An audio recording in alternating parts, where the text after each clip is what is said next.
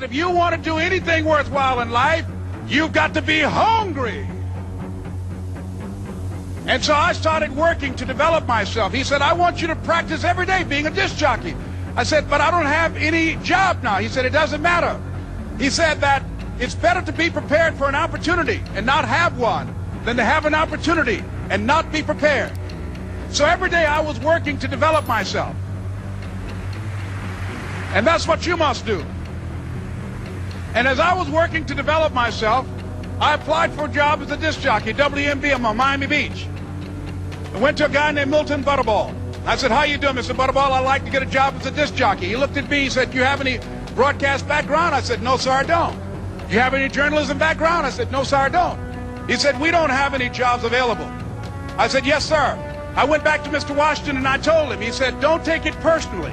He said, most people are so negative, they will have to say no 7 times before they say yes. He said, go back again.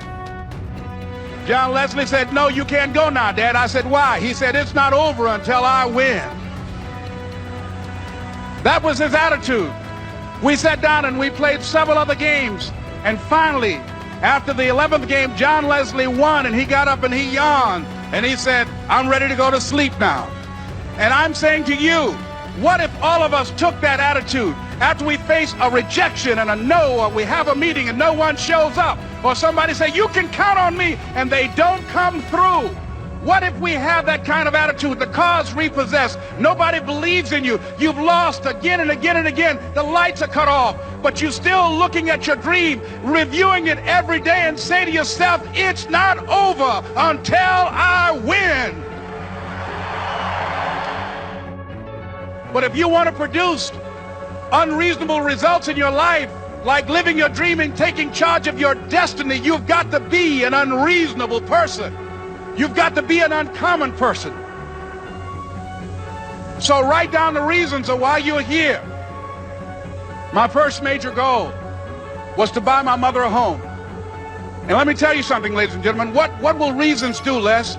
Nietzsche said, if you know the why for doing, you can endure almost anyhow.